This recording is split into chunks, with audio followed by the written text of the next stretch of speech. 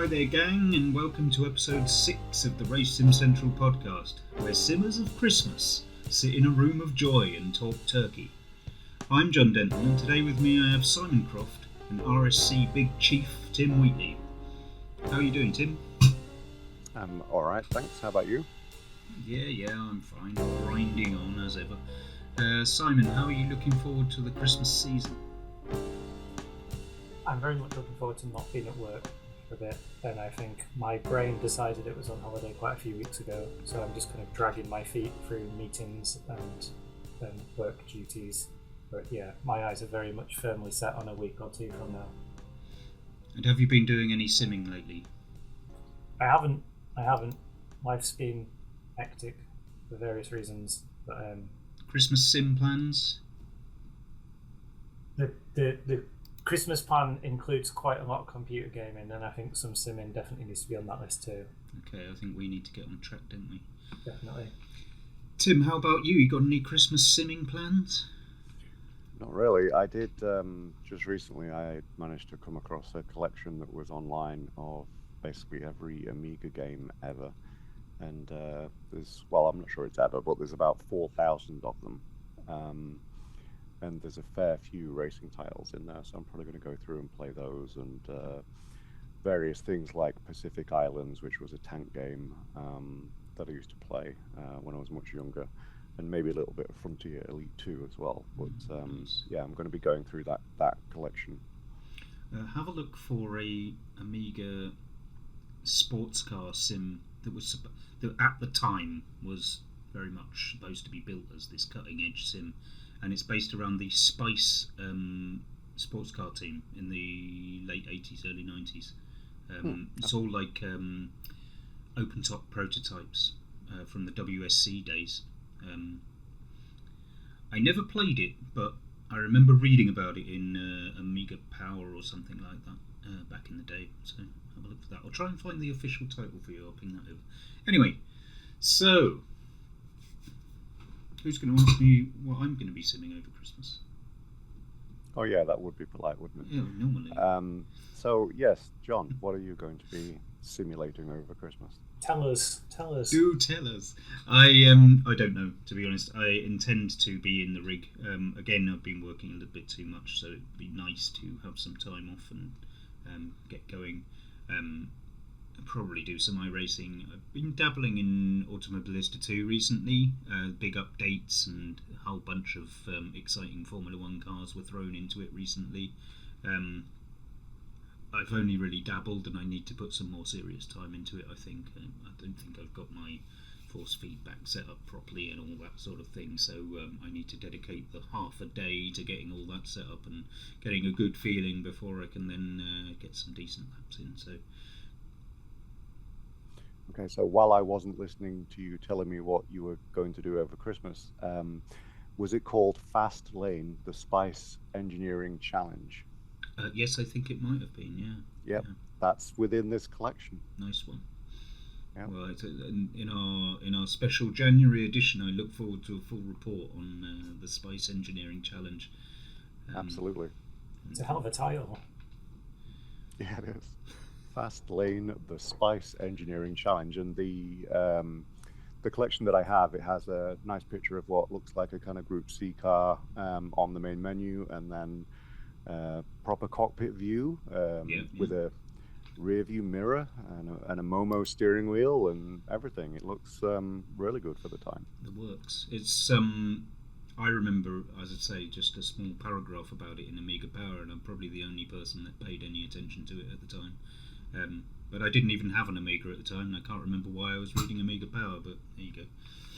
I've just done a quick Google, and I do like the pixel art of the title screen on the setup screen, the pits. There's a very nice pixel art engine there. The fact a sim of that vintage has a setup screen is a good sign, I think. Yeah, absolutely. Wasn't actually very common, was it? No.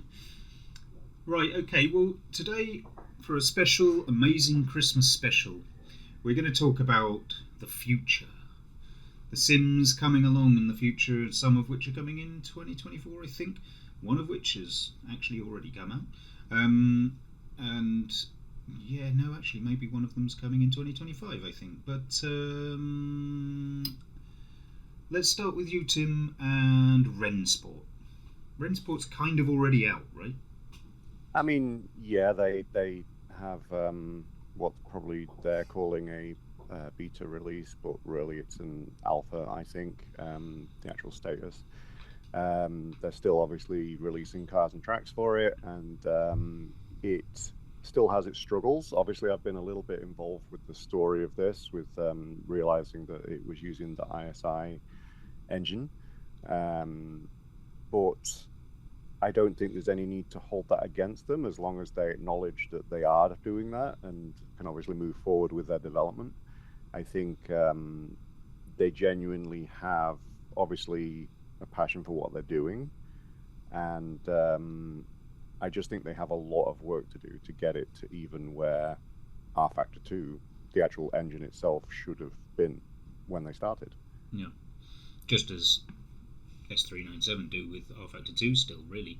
Yeah. But I think they also probably have a lot of work to do to rebuild confidence from the community as well, with the recent stuff about it, being revealed that it's using the R Factor 2 engine, and obviously previously before they'd said it was scratch built and all this, and it's like you say, using the R Factor 2 engine is no bad thing.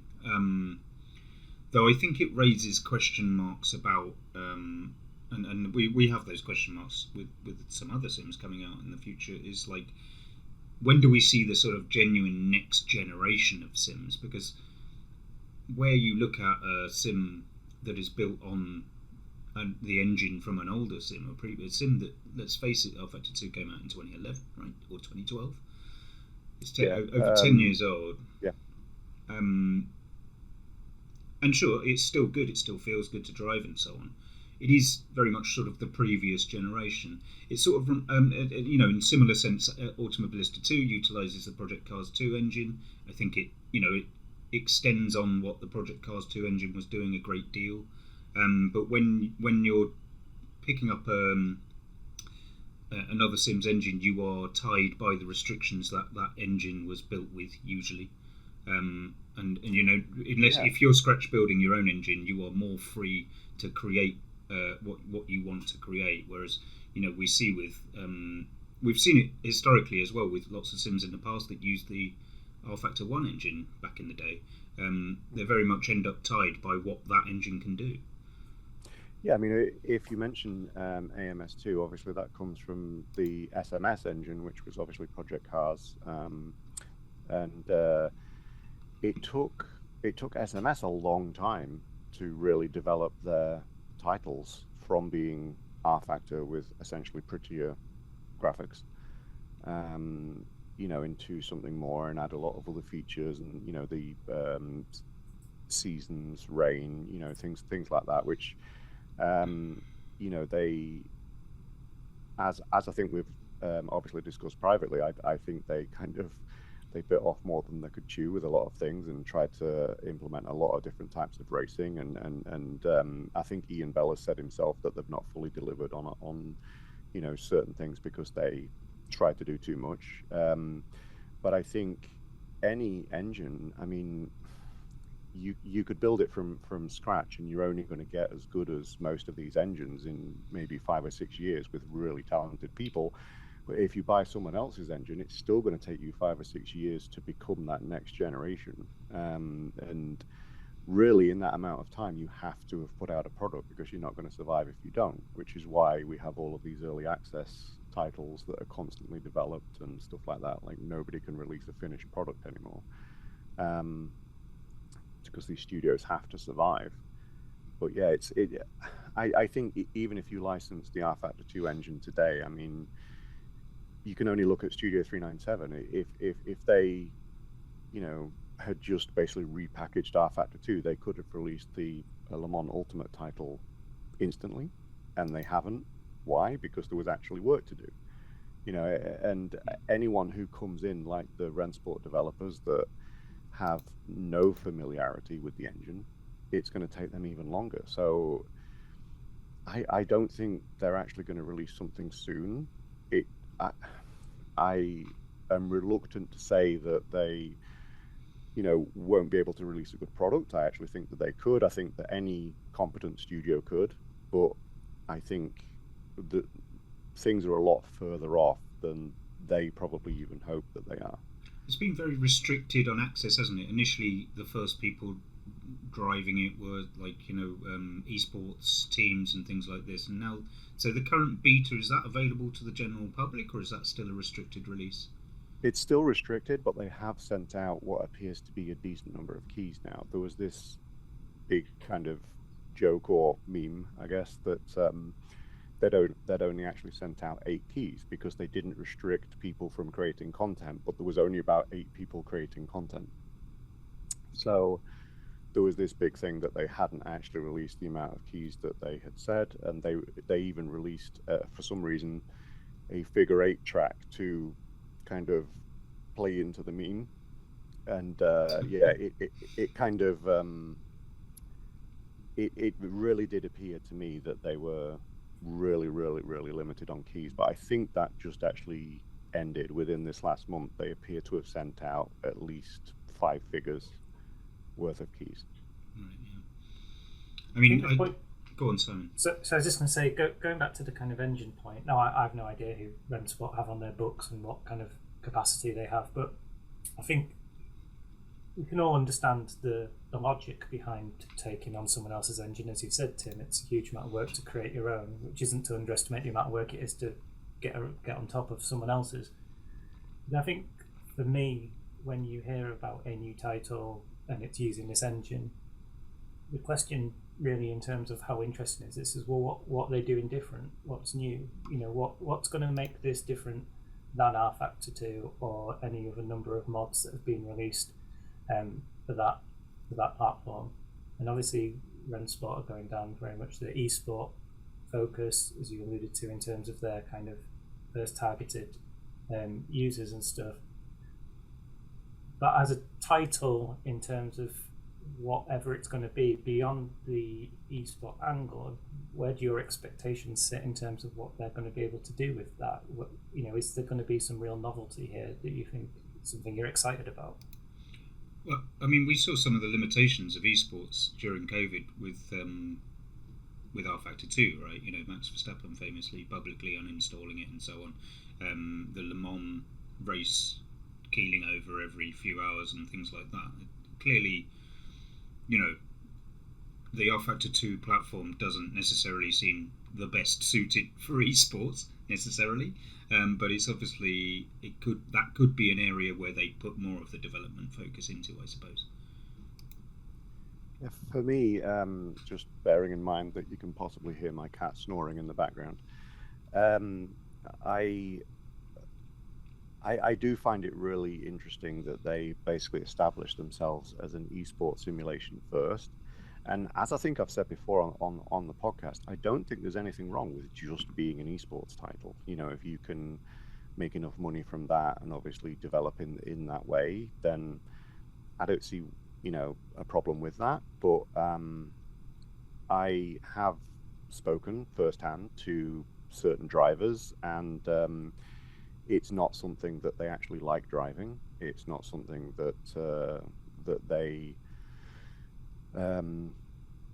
get real kind of competition through, because of the way that the cars react when they're side by side with each other and things like that. So they just do have a lot of work to do to even deliver on the esports side.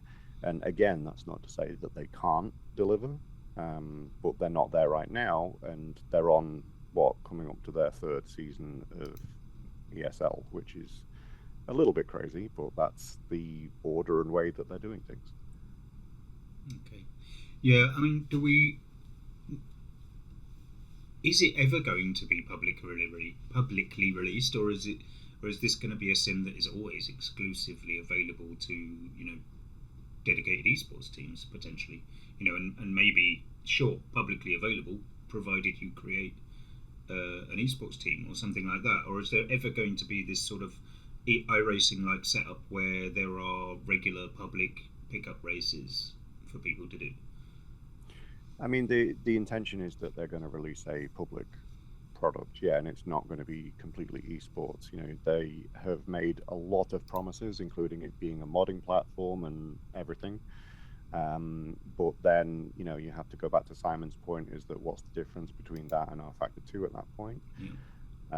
Which is, you know, it's a little bit unfortunate. I see that a lot in various forums and stuff like that. Like, as soon as people found out that it was using the R-Factor 2 engine, they're like, you know, it's, you know, just go buy R-Factor 2, and that's not really the point. It's like, if you know, were to treat the Unreal Engine or something in that exact same way, you know, you can have everything from a platform game to a driving game on the Unreal Engine. You know, it kind of, it's different, but at the same time, you know, you can't necessarily say that a studio that's using the R-Factor 2 engine is going to end up with R-Factor 2, because they're not. I think if you can see this example very much in sim racing in history. You know, Ultima Ballista 1 was essentially based on the R-Factor 1 engine, but to drive, you know, that sim took that engine a great deal further on than what it was in R-Factor 1, and in the same sense, Ultima Ballista 2 is doing with Project Cars 2. So there's nothing that says that somebody can't pick up the R-Factor 2 engine and do something quite different and hopefully potentially a lot better with it. Not to decry that the you know, Studio 397 are obviously doing their best with it as well. So I do think with R-Factor 1 though, it was much simpler and easier to work with and much better understood by modders and people in the community, and I think the scope there for a product to come along and use the RF1 engine and take it beyond what was there, or add in new content and functionality in a way that made something truly novel. Yeah, I think that's definitely seems much more plausible to me than with the R-Factor 2 engine. And there's another title which we'll talk about, which is on a similar line, but taking a different approach to this, and I think that's perhaps showing the other way you go with these things. So let's move on, and we'll talk to Simon this time about another game that's kind of already out as well. It's more than kind of already out, it's completely out. Electronic Arts have released WRC, their WRC game. If you can fend your cat off for a minute, Simon. Yeah, sorry. This game, obviously, Codemasters was swallowed up by EA, as we know, and so this game is really a continuation of the Dirt series. It could technically be called Dirt Rally 3 in a way, but EA obviously picked up the official WRC license from Milestone. What do you think of WRC, EA WRC, Simon? Well, I haven't played it, so anything I say is not based on first-hand experience. But I think anyone who's listened to a single episode of this podcast will know that I'm pretty big on my rallying, and the fact that I haven't played it says quite a lot about my attitude towards it. I mean, your point there that like, oh, it could be called Dirt 3, for example. Well, there's a few things to be with this, but actually, one thing, just looking at the car list, is actually, so obviously they Codemasters dropped the Colin McRae and just became Dirt after his death. But you look at the car list, it's Colin McRae focused. There's cars in there that have got very little significance really in the real world of rallying. They're just hangovers because this is what they had in their stable. So there's the R4 kind of, which was McRae's kind of little project to try and create a new platform to be used in rallying. It's not like it was ever has any history there. It's a kind of artifact, really. The Mark II Escort that's in there is not a Mark II Escort. It's very much his Mark II Escort, which a lot of people in the rallying world would say isn't a Mark II Escort. It bears very little resemblance to the car most people know and love. And then in terms of the car list, and you two both know that I've ranted about this quite a bit. You know, we've talked before about what makes a good sim car and why they're in there, and one of the things we've always sort of talked about is like passion. And when you look at the EA WRC car list, there are cars that are just wrong. So there's a couple of examples straight off the bat. The RS500 was never rallied. It's not a rally car. It was a homologation special, an evolution of the Sierra RS Cosworth for touring car purposes, different bodywork, bigger turbocharger. It's not what was used in rally. It's not what Colin McRae rallied. It's not what's modelled within the game. If you look at it, it's a standard RS Cosworth. They've got the Mitsubishi Evo 6 is listed under the WRC cars.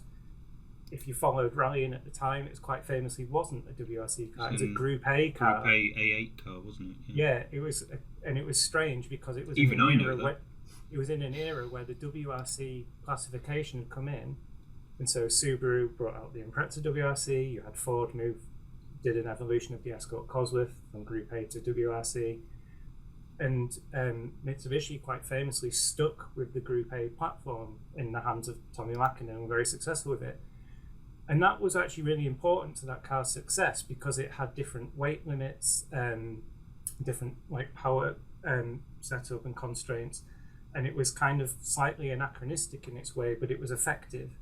And so if you're going to package these things up and just like give cars the wrong name or put them in the wrong category, what confidence am I meant to have that any proper research is being done to make sure these things perform properly, are kind of parameterized correctly within the engine?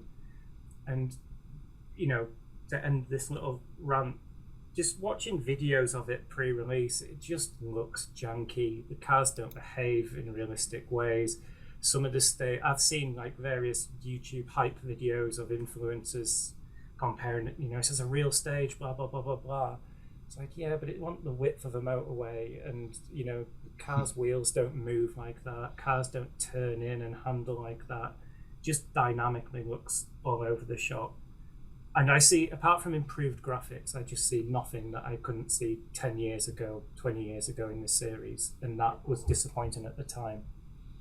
Yeah, I mean, I know what you mean. In fact, seeing it in motion, it's not dramatically unlike old Colin McRae 2 title videos. You know, not that there were videos of much around, but I played Colin McRae's 2 back in the day. It doesn't seem that different. You know, it's very, I don't know, I don't like the term simcade, but it's kind of simcade.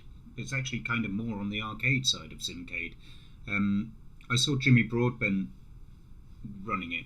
His assessment was that it's okay. Like, you know, he didn't find it thrilling or amazing to drive, but it's okay. And I can see that.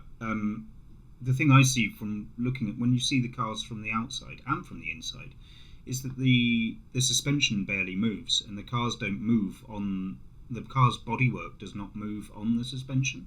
So if you look at any onboard shots as well, you really notice this. For instance, a rally car has quite a long suspension travel, especially when it's set up for gravel, and so you come hurtling down a lane and you've got to brake, say, from 100 miles an hour down to 30 miles an hour, 20 miles an hour for this hairpin.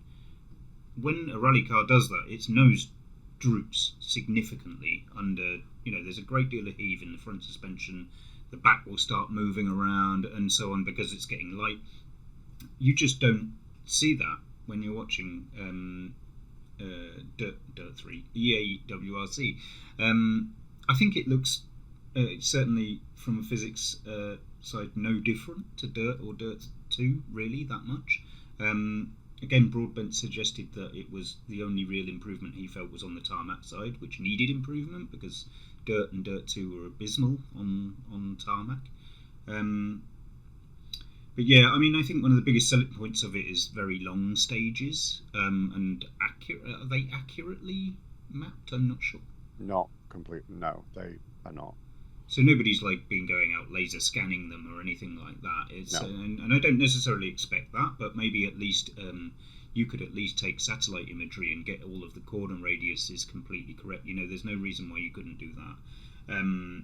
If you're EA, that is. You know, there's a reason why. I mean, I don't know. I could use Google Maps to probably decide to get the corners correct.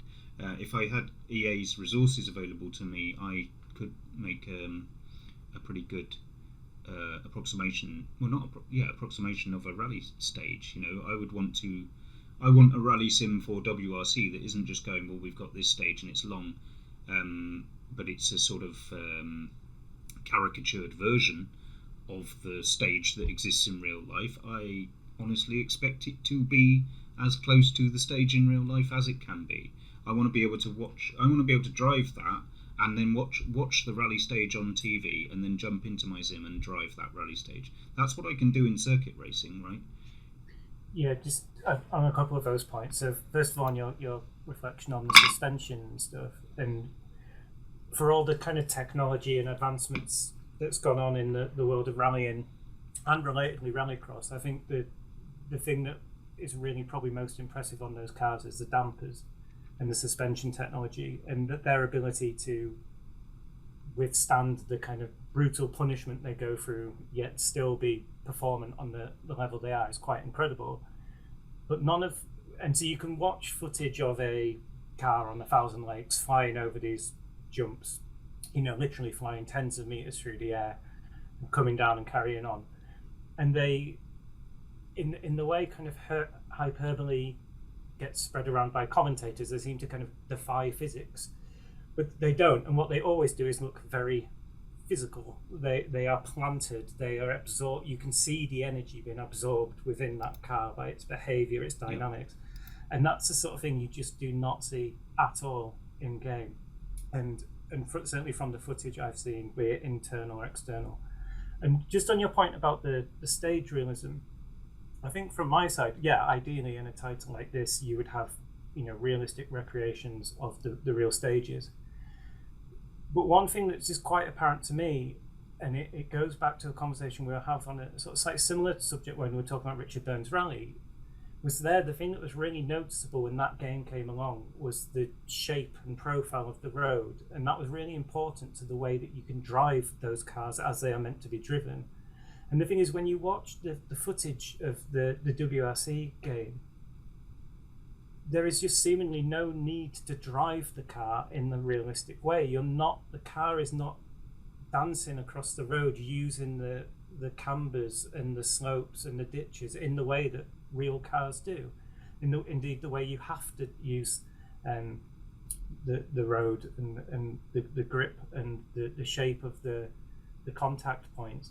And it just looks so dynamically piss poor. It looks like you say, it doesn't look any different to the old games. It looks really quite crap. Like it looks. There are games available a long time ago that did a much better job than that is quite clearly doing in some elements of the physics. And Richard Burns Rally is obviously one of those, right? And the things you're talking about, seeing the physics working on the car, seeing the suspension working in the car, were things that Richard Burns Rally taught us. One of the things I remember learning after hours with Richard Burns Rally is how driving a rallying car is about subtlety. It's about being incredibly gentle, especially a very powerful rally car anyway, but being very gentle with the pedals, being very gentle with the steering, and actually guiding the vehicle along the stage. And you see people driving EAWRC, and I would say probably Dirt Rally, and to be honest, the previous WRC games, they were milestone, weren't they? No, it's KT Racing. KT, okay, right, sorry. Kyleton is the Kyleton, yeah, that's right. Yeah. Name. Again, it's a sort of caricature of what real rally driving is. It's super aggressive, throwing the car around sort of thing. And I think in Richard Burns Rally, what you had to learn is that you are throwing the car around, but you're doing it in a very subtle way, and that you have to be precise, and you have to drive in a very careful way. As you say, understand what the road ahead of you is doing, where the camber is going, whether there are ruts across the road, and how you're going to move the car through those ruts. Understand how physics is going to work on the car through the corner, and how you don't just 100% brakes, because you will lock the wheels easily on gravel, even if you're doing 100 miles an hour, and you don't ever 100% throttle, because you will just be spinning up. Yeah, and especially on gravel, it's so much about the weight transfer and the balance. And I think that's the thing, is that you use the steering wheel and the pedals, but you're using the car's momentum, and you're using the energy in the chassis. That's what you're using to get the car moving, to get it into these slides, and you're trying to get it pointing in the right direction as quickly as possible, so you can get on the power as quickly as possible. And what's always quite apparent in a lot of these videos of the sort of more modern rally titles is that it's really not much different to something like Sega Rally in the arcade 30 odd years ago. It's just, you just saw away at the wheel, you just basically kind of drive it around. You're not thinking ahead, you're not using momentum, using inertia, using the changes of surfaces and the mass of the car and the dynamics of it. It's just, oh, I'm turning right here, saw the wheel right, the car will somehow kind of do some slightly canned weird behavior and turn eventually, and then you can just, and the thing is like if you watch a video of someone driving a stage very fast, it kind of can look convincing, but you've got to suspend your disbelief. You've got to kind of say, right, forget all of the stuff that looks wrong with it, and just kind of, it's a bit like watching someone playing Tetris really well. It's like, yeah, okay, it's impressive as a sort of demonstration of reflexes or skill, but it's got about as much in common with driving a real rally car as playing Tetris. Yeah, exactly. Yeah. There is obviously a place for an arcade-style rally sim, right? That's, it's a reasonably successful, Dirt Rally series is pretty successful. Like, clearly people are interested in an arcade-ish rally title. I just think it needs to be more honest about that. And I honestly think that there is a place for a hardcore sim rally title as well. Yeah, Simon brought up Sega Rally, and I think on how much I spent in the arcades on that, because I'm old enough to have been to arcades, and it was a lot. I really, really enjoyed that for what it was, and it gave an awesome experience. With the way that the gameplay was fine-tuned to be exactly what it was as a condensed product, and it really delivered something for me. Now, I did actually begin a review of EA Sports WRC, but obviously I got sick, which is the story of my life right now, and I ended up not finishing it. But I basically had issues with performance, stuttering, like really, really big problems. And even underneath that, I could see that they have made slight step forwards on Dirt Rally 2 as far as the kind of how you felt connected to the surfaces and stuff like that, but it still wasn't quite right. It still is an experience that you can enjoy, but it's not. I still feel like I can start at Richard Burns Rally and have more fun, which is a little bit damning, really, of EA Sports WRC. It's because the other side of that is that they moved engines. They moved to using Unreal engines so that they could have longer, kind of real world length stages. And in my opinion, that's the only benefit that I can see for the product. I don't feel like it is in any way more impressive visually than Dirt Rally 2, with everything turned up and in the right conditions. And yeah, as far as performance and stuff like that, like, I don't feel like they've really got on top of things. Because although a lot of my stuttering was fixed in one of the very recent patches, I only need to look at the tweets to see still have this issue, still have this issue, still have this issue. So it's still not fixed for everybody, and it's still not a workable product even for some people right now. Okay. Yeah, but putting the performance to one side, going back to your question, John, of is there space for this? It's like, look, I'm not a snob about these things. There's plenty of driving games out there of all sorts, and you need to look at the hundreds of hours I've spent on Mario Kart to know that I'm not exclusive to sim racing experiences here. I think my the thing that I find a bit, I think what bothers me with this title is I just think it's disingenuous. It is so heavily pushed as like the be all and end all. There's all this talk about kind of the experience and everything else. The ultimate Yeah, WRC experience. yeah, and it's not. And I think the problem as well, and you kind of alluded to this, is there is space for a title like that, but there's also space for the kind of then the simulation title. And the problem is there is nothing in that space. We've still got Richard Burns Rally as probably the only decent rally simulation there has ever been. And there are other titles out there that have bits and bobs of rally content, you know, the odd car here, or they might have a bit of rallycross, like a couple of cars and circuits. But they're, you know, as we've talked about before, when it comes to kind of what we look for in a title and stuff, yeah, for me, first and foremost, it's the driving the car on an appropriate environment. But just having a couple of cars and a track or a stage is not kind of that experience of having the full title. And when you have the WRC license and you look at the resources that have gone into this, and sadly it seems to basically be improving the poly count and adding some more polish, it's not about really improving the title.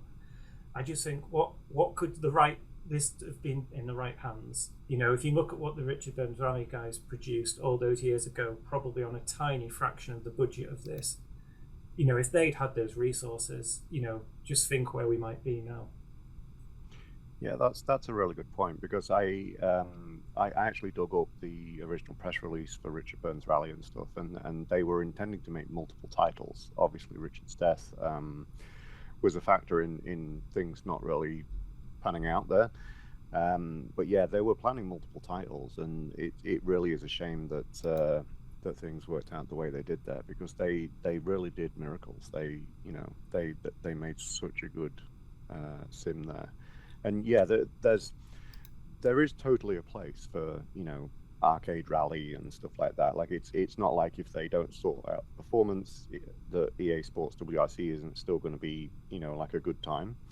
You know, there's actually going back to Sega Rally again. There's actually a clone being made right now called Over Jump Rally that is basically like a complete one-to-one remake of Sega Rally, except from its up-to-date visuals. So basically, where you would go through a certain section in Sega Rally, he's literally mirrored wherever there was a rock. He's put like a modern high poly rock and stuff like that. Like it's a one-to-one kind of recreation, which I'm really hoping Sega will actually pick up and let him use the IP, because it's literally stunning.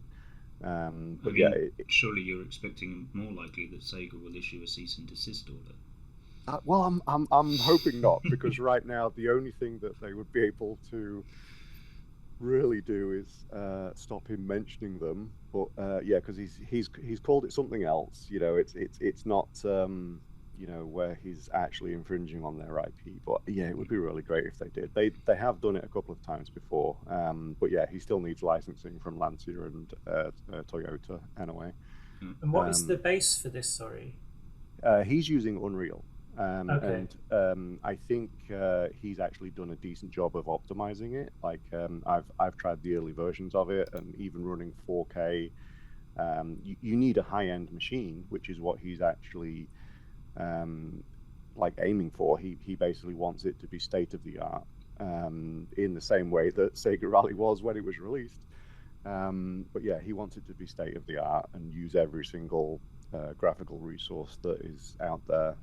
So yeah, you're not going to get by with a mediocre PC running it, but it looks spectacular, and I don't have any issues running it. But obviously, it's only got to deal with you know, limited cars, and obviously the stage lengths are pretty limited and stuff. But yeah, it looks really spectacular. Yeah, I mean, I think in reflection, of course, Richard Burns Rally was a sort of very special piece of software that came out through a confluence of quite specific people coming together, in much the way that GPL was.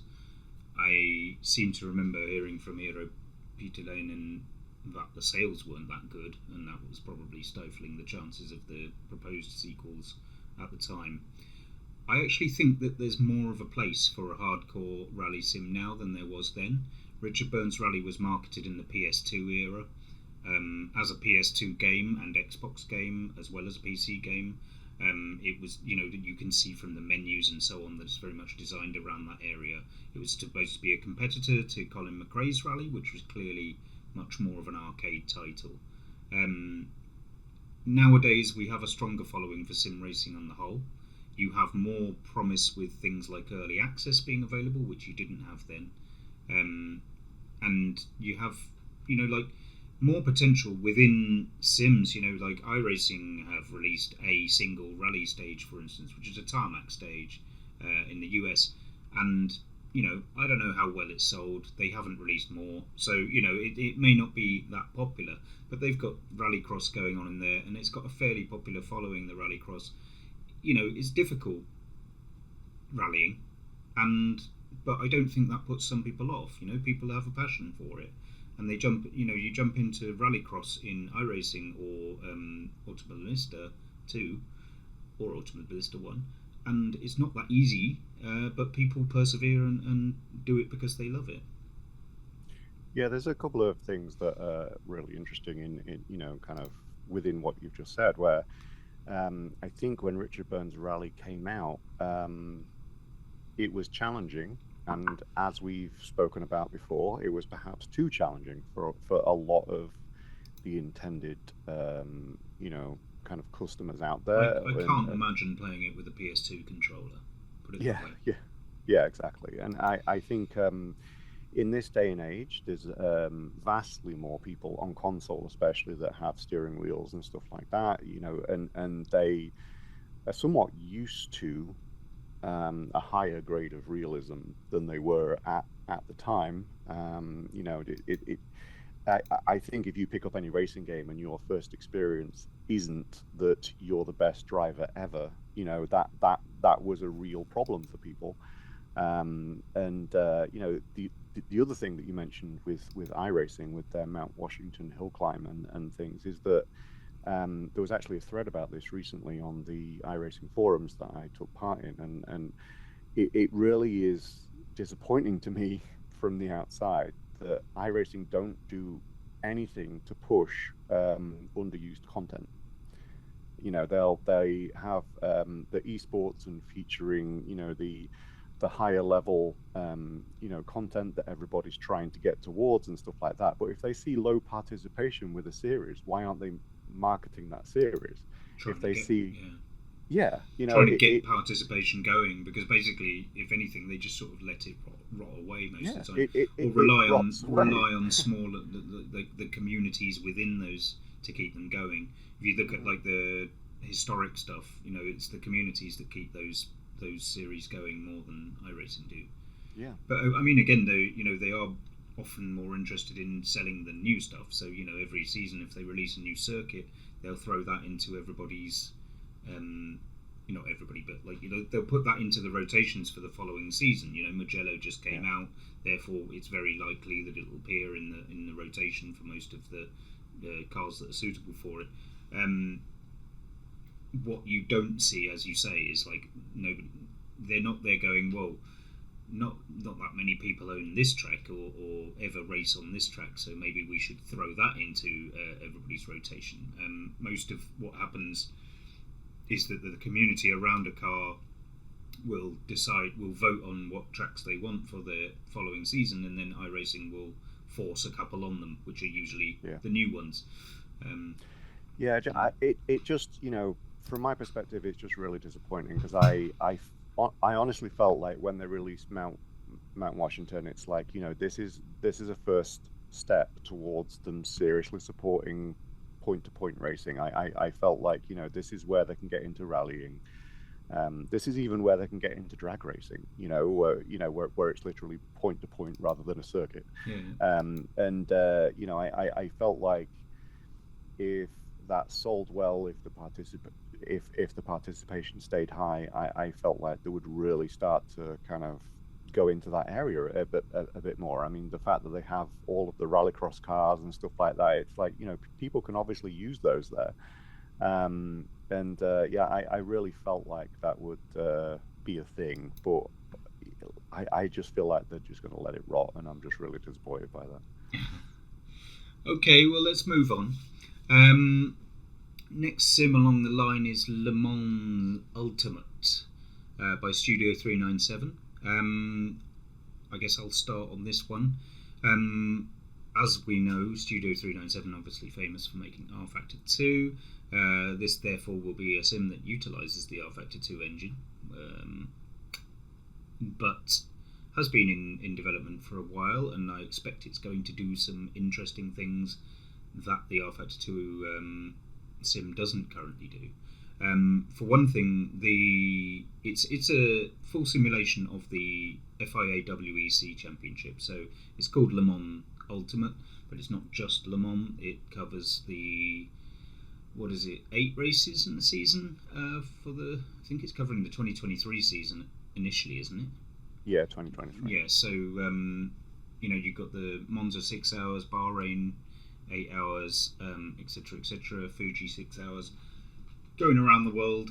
Some nice tracks, going to be well represented. Obviously, in the WEC, the technology in the cars is doing some stuff that, I think it's fair to say that no sim is currently doing.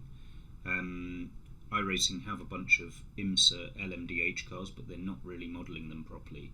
I am obviously in hope that Studio 397 intend to model these cars properly with LMU. The point being that the hybrid systems in use in WEC are not a boost-based system. They have regulations that essentially say that the hybrid is not used to supplement the power of the ICU, but rather as a vehicle stability aid and brake-by-wire assist and so on. So, I mean, these are remarkably complicated systems. I read about it in race car engineering, and it's actually possibly the biggest area of rapid development in motorsport at the moment, which is mostly software driven.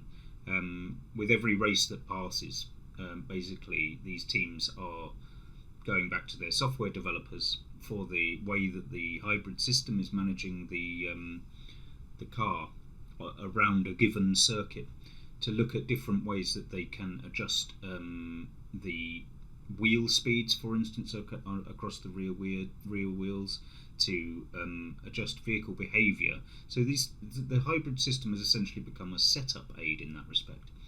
Now, I don't think LMU is going to be able to reproduce this in the sense that, let's say, even if they're using a replica of the software that the cars themselves are running, it's going to be an older version. If Ferrari or Porsche are going to give them their software, they're not going to give them anything too current, because then it's obviously going to be in the hands of their competitors. But I do hope that the cars differ. I do hope that they don't present us with some sort of generic systems whereby if you jump into a Porsche 963, you get exactly the same systems as a Ferrari 499 or the Peugeot wingless thing. I'm really hoping that we get some decent systems modelling, basically, and that some interesting setup stuff going on in terms of how you will manipulate those systems to best adjust the car. As I say, iRacing are not quite doing this correctly. They've basically copied and pasted a boost-based hybrid system over from some of their Formula 1 cars, which weren't necessarily that accurate either. But they have implemented things like brake migration and brake bias targets and things like that. So you look at something like a Porsche 963, and there's something like 4 different settings for braking management that create a fascinating depth of exploration. With the more laps that you run in that car, you start to experiment with some of these tools that you can change on board in the car, and it I think it presents an enormous depth to the cars. And obviously LMU will have the GT3 and the LMP2 categories if it's 2023. They'll also have the Glickenhaus and the Van Wall The Vanwall is already in Alpha 2, which are both don't have a hybrid system and present a more straightforward experience for people. But the way I see it, the WEC in that sense, as it's intended to in real life for drivers, can provide a proper video gaming experience in the sense that you can start with GT3. GT3 cars are easy to drive and difficult to master, I would say, but they don't have a vast amount of complexity when it comes to setup. I mean, they have traction control, ABS, those sorts of things that you can work with. And you could do a full season in a GT3 car and then feel ready to move up to an LMP2 car, do a full season in that before you feel ready to move up to LMH and that sort of thing. I don't know how many people play video games that way anymore, but in a sense, if you look at it from as a single player title, that means that you've got potentially hundreds of hours of enjoyment there. Even if you're shortening the races, I don't know if I guess presumably they're going to have an AI implementation that can be your co-driver for the single player experience, and hopefully they're going to have a save game system, because doing the Le Mans 24 hours without being able to save your game midway through will be a disaster. But yeah, I think this could be a very, very good title, especially for the offline crowd, and online. It's got what R-Factor 2 has got, really. It's been interesting just the past month or so since AMS2 released its last big update with the active suspension and stuff like that, and how people have really realized how good of an offline racing sim it actually is right now, especially with all of the AI tweaks and stuff like that they've made. And people are actually realizing that they can get a good race. And the reason why I mentioned AMS2 is because, I'm hoping that people will be able to do that with LMU with a full season. If you can have those individual races that are tied together, that's great. That they will have mid-race saving. That's something that they've mentioned. That is something that was kind of in R-Factor 2 with the resume from replay, but they have actually come out with a little bit of info that says how it's improved on that and how it saves extra data and stuff like that now. So it should actually function.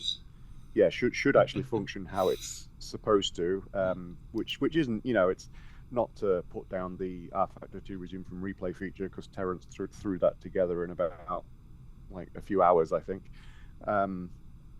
But yeah, I've worked with these guys. I have a lot of faith in what they can do. Who I don't have faith in is Motorsport Games, and whether they will still exist, which will allow Studio 397 to exist, which will allow LMU to exist.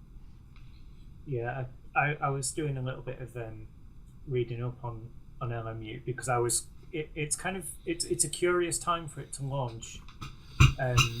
So it's due to launch on, I think, the 20th of February next year, which is 4 days before the new season starts. And the WEC, for those who aren't familiar, is undergoing quite a significant change between last year and then next year. And they've basically said on their website, the idea for this is that it's going to be like a long-term title. It's not a released as it is, maybe a couple of patches and it's done. The idea is that there's long-term support and it grows and develops, which would potentially be really fascinating, interesting, and a great time for a title like that when you've got a series which seems to be going from strength to strength. The number of manufacturers and things coming in next year, I think my understanding is they're sort of struggling to find spots on the grid. Is that going to get to happen? Are we going to see the title become everything it could be? Well, I mean, the hope would be that we get like a 2024 DLC, right? And that's in Alpine, Lamborghini, and so on. Yeah, BMW. But I won't. But will we? I mean, I'm not as on top of all the kind of comings and goings as you are, Tim, certainly. But even my kind of sheltered life, all this news about motorsport games and stuff has been filtering through to me. And I guess the one thing you can say is, well, look, this title hasn't gone the way of quite a few of the other titles which have been pulled, but then it also seems that maybe this is the one that's actually exists in some form reasonably close to release, though February's kind of far and close at the same time, I guess.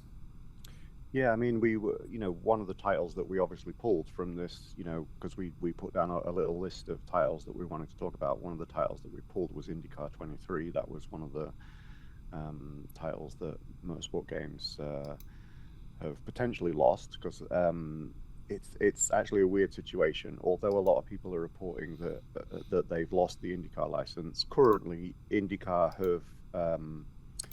have moved to kind of get rid of the deal, but Motorsport Games haven't yet confirmed it. So, as far as I'm concerned, it hasn't happened yet. If there's some legal thing that makes them hold on to the IndyCar license, then they still have the IndyCar license. But yeah, they have lost the BTCC license through breach of contract, right? Yes, and that's something that obviously they've confirmed that too. And the fact that they haven't confirmed the IndyCar license makes me obviously see that as a different thing. It may be the wheels of legal things have to happen, I guess. So Yeah, but yeah, I do think they're going to lose it. It's just a question of timing. But with LMU, I think that. I think that it'll happen. I still keep seeing people getting laid off, which means that they're still trying to save money. That I feel like trying to eke it out to where they still need to get to. The most recent person that I saw was a guy called Jimmy, who did a lot of the esports events and server running and all sorts of stuff. Most notably for the Le Mans Virtual Series, so that's Jimmy that used to run the VEC, right? Yeah, exactly. Yeah. So, that's a little bit concerning, because it's connected in a way, because obviously part of the Le Mans license, you would expect it to have an esports element in the license that they have to deliver on something like that. So are they still going to be able to do that? But I still think that they can make it happen. I think they're trying to eke it out to that point, and then obviously if it's a good enough product, which I think that they can deliver, then I would hope that basically rescues the studio, and then hopefully we'll see things go forward from there. One thing to note is that Le Mans Ultimate was initially scheduled to be released at the end of this year. They did push it to next year. And from what I've seen, the reason for that is because basically they're having to build car and track content, and based on the speeds that I know that things worked at, I think that they just basically haven't had the capacity for that. So they've kind of had to push that back so they can put the cars together effectively. There's a lot of cars in the WEC, right? And of course, some of them, R Factor 2 has an LMP2 car, it has a number of GT3 cars. I don't know exactly whether those GT3 cars are current season, but a few. There will be mostly along the way. But I mean, I hope this does come out. I really hope it does. It would be terrible at this stage for it to become vaporware. I know that the IndyCar game was pretty far along. Like all of the IndyCar drivers talked about how they'd gone to have their face scanned and so on for all the stuff. I don't know whether LMU is having that level of face scannery going on or not, but it certainly seems pretty. From what I've heard speaking to some people there, I think it's pretty far along, and it would be absolutely tragic if it was to become vaporware. I think at this point. I think one thing, a question I have, not expecting your review to have the answer, but a question I have that remains to be seen with this is, we've talked before about cars can sort of change through the season and stuff, and this is obviously being released kind of retrospectively after the real world season has happened. I don't know how they're going to handle updates through the season, and especially something that does go on in the WEC is balance of performance, and how you kind of differentiate between what was balance of performance manifesting itself in the performance as opposed to kind of the raw behavior of the car and stuff. Yeah, I imagine it's quite challenging when you're trying. These cars are quite complicated anyway, as you were saying, John. Then there's quite a few other factors to try and sort of eke out in this. And one thing that was really noticeable watching the WEC this year is how you would have cars go from track to track to track, and suddenly this car just came alive that had been nowhere, or this car that had been really good was suddenly nowhere to be seen. You would see kind of slightly freak circumstances, a safety car in kind of damp conditions, and suddenly one car just could not turn its tyres on at all. And because it's very much in its infancy as a class, the hypercar category at least, pretty much every race was revealing something new to me as a viewer, and to my understanding and to the teams. Yeah, exactly. With the exception of maybe Toyota, all of the teams were in their first year with these cars, right?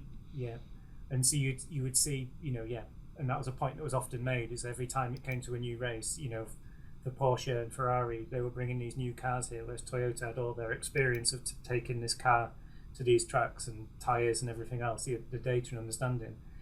I do just wonder I don't know what cooperation there is from the manufacturers and teams in terms of sharing data and information, but it's the sort of thing where I'd be very curious to know how much the performance is underpinned by true data and knowledge as opposed to some, not to sound overly critical, but guesswork.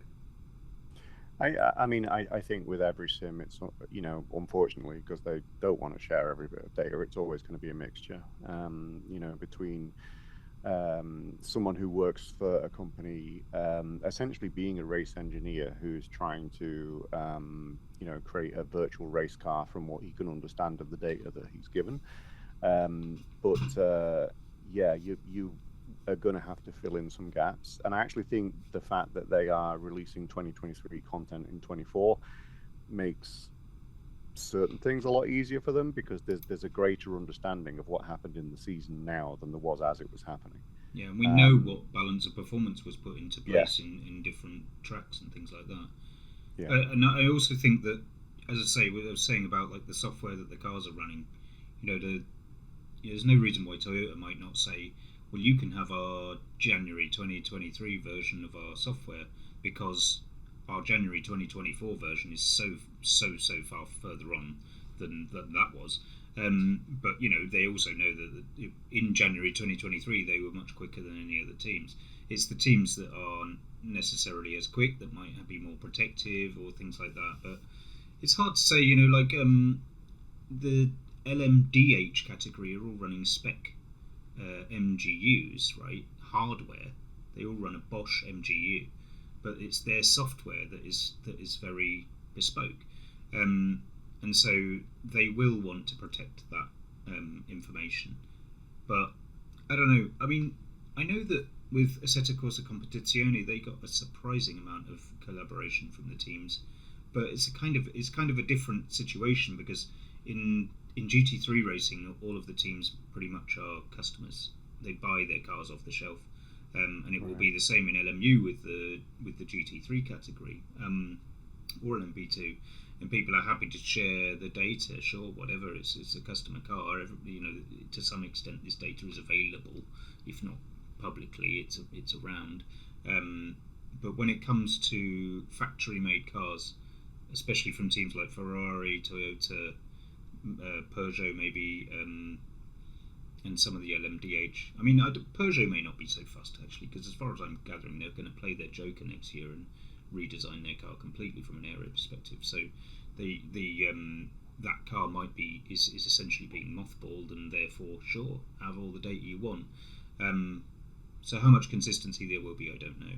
And I know that Ferrari are pretty cagey with these sorts of things, so it could be interesting to see. So a question I have for both of you, and I think I probably know your answer, John. I'm not so sure on Tim's. Is that so? Tim, you've alluded to in the past that something you would really like to see in titles is more like what this is lining up to be, a proper package of a season and stuff. But how interested are you actually in the content? Because I find it quite a strange one. So the WEC is a series that I really enjoy, and I watch pretty much every race and the vast majority of every race, and obviously they're quite long.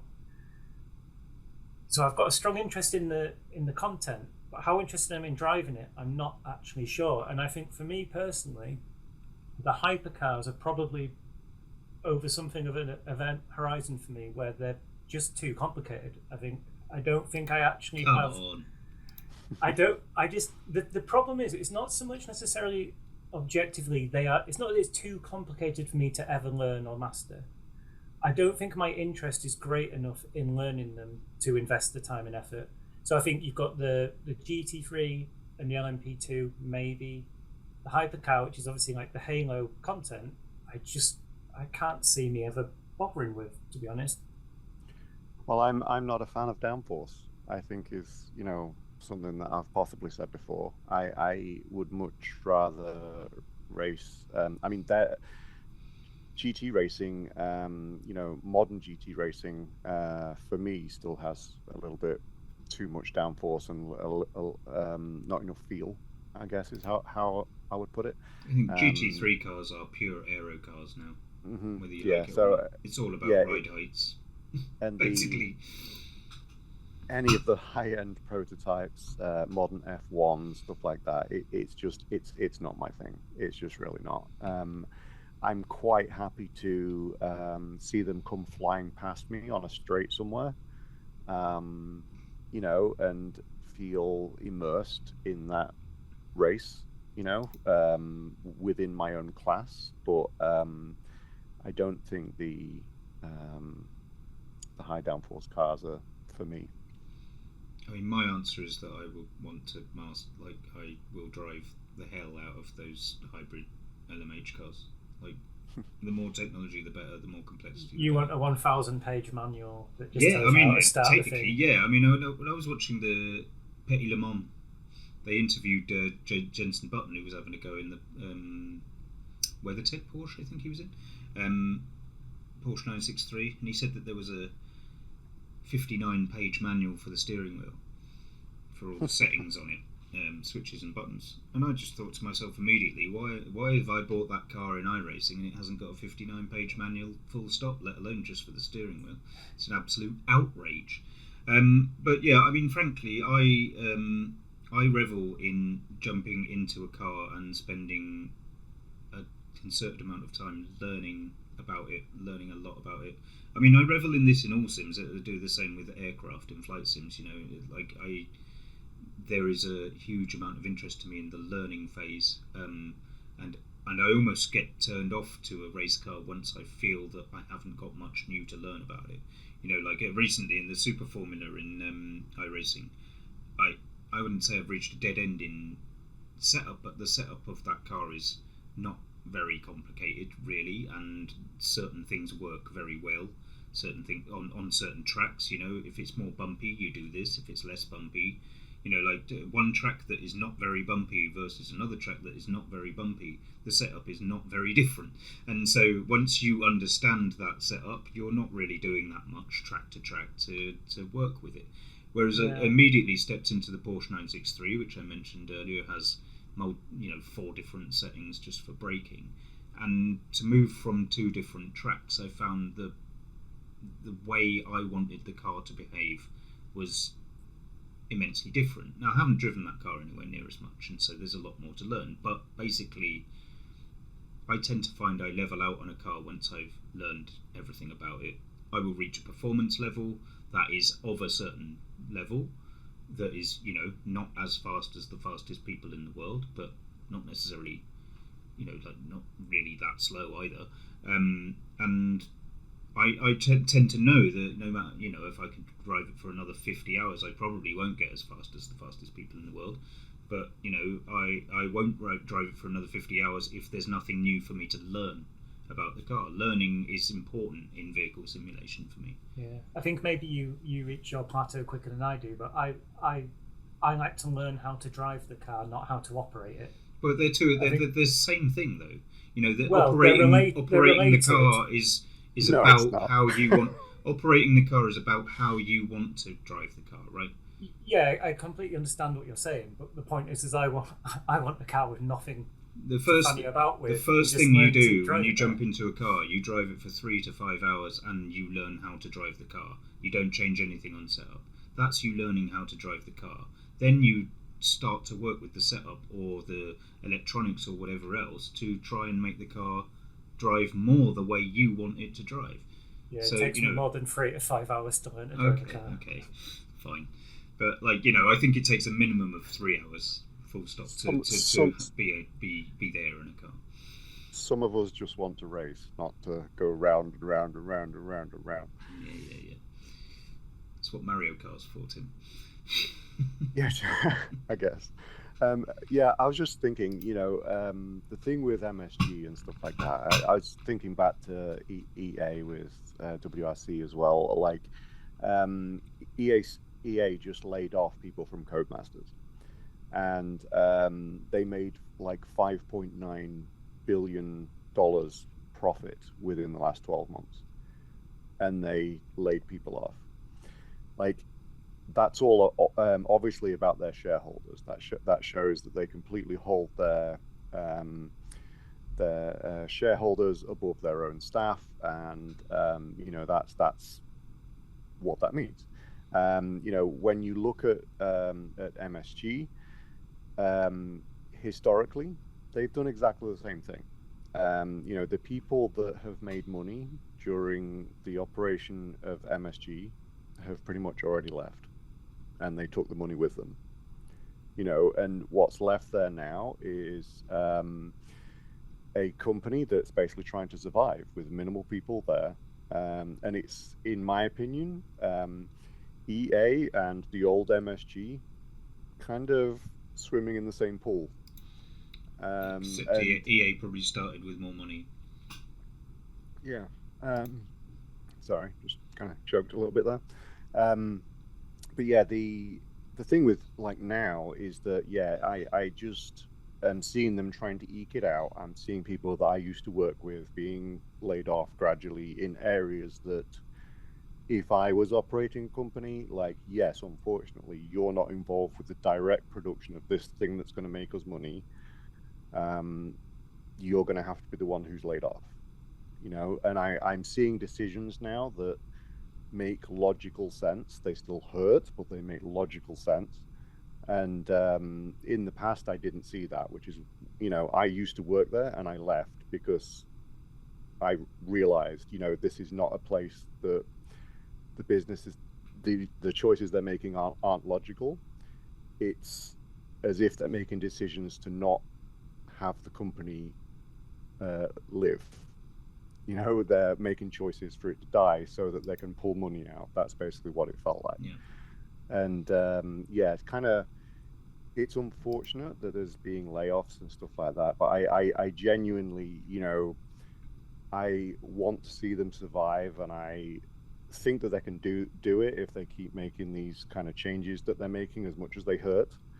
But yeah, I'm just hopeful that they'll get there. And then as we look forward to we can also look forward to what's coming next from Kunos, because there also have been layoffs within Digital Brothers too, which is the company that owns 505, which is obviously involved with Kunos. And although they have said that there hasn't been anybody who's directly involved with AC2, I actually have seen on LinkedIn there's been some marketing people, especially, who were involved. No longer are. Yeah, who no longer are, and it's an unfortunate thing with the game industry right now. There's about 10,000 people that have been laid off. Yeah, across the board, across gaming, this is happening everywhere, isn't it? Yeah, so it's a difficult situation, but I think there's a lot of negativity around MSG, and unfortunately for MSG, I really don't feel like the people that have created the negativity are still there, and they're still having to deal with it. Yeah. And with EA, they still are. But yeah, I think the stuff that's happening for Digital Brothers and everything, I think that is general, kind of just trying to recover from money they've spent effectively. But yeah, I'm kind of hopeful that we'll see no effect on AC2. I think I'm really hopeful that we'll see LMU come along as well. But yeah, let's have an actual proper chat about AC2.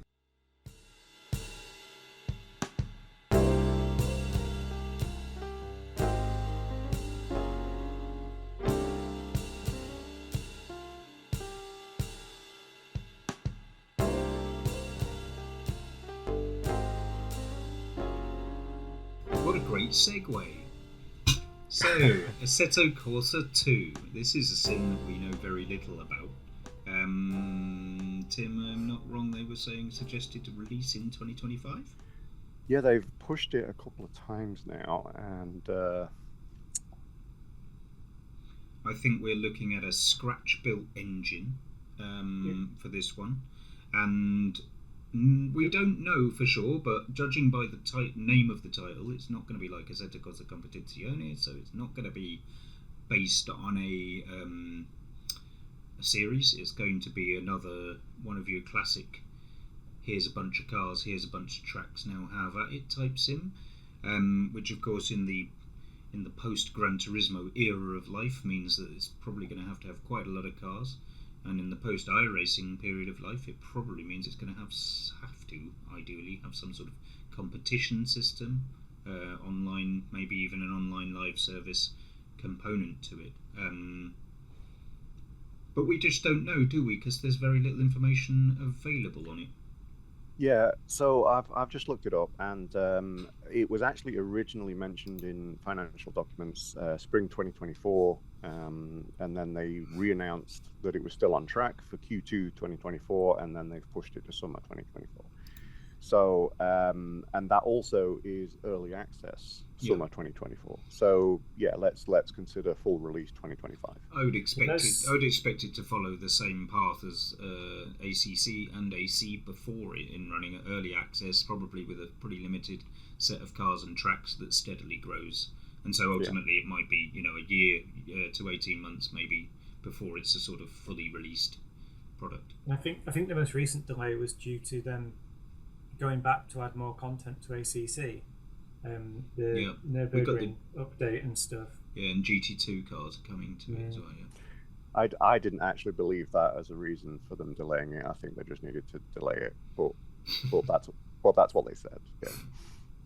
But I mean, on the point of it's quite interesting that this is I'm not exactly hugely in the know about, say, Rennsport, but AC2 basically.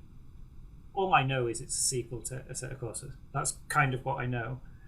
And it's quite interesting that with no more information than that, it's also the title that by far I'm the most excited about. And there's a couple of reasons for that. Is one, Assetto Corsa is right up there. It's probably my favourite. Certainly of the kind of relatively recent or what still gets played at all, my favourite title. But I also like the approach they tend to take. They are quite understated. It's not all hype. It's not, this is the best thing ever, the biggest and the best. It's a group of people who have, in different forms and in different titles, going back quite a few years, have delivered consistently brilliant driving experiences. And, there have been some bumps along the way with some of the titles. Not everything has been perfect off the bat. But at each point of release of their titles, I've never kind of really felt they're particularly behind the curve on the things that matter the most to me. And Assetto Corsa, especially for me, was the title that just put the biggest smiles on my face in terms of the content. And without knowing exactly what's going to go in AC2, I would actually be, and I'm not suggesting this is a clever marketing strategy or what they should do, but I'd be quite happy to buy AC2 with it basically just being the exact same content as AC1, but with tweaks to with the latest bells and whistles they've got on the physics side.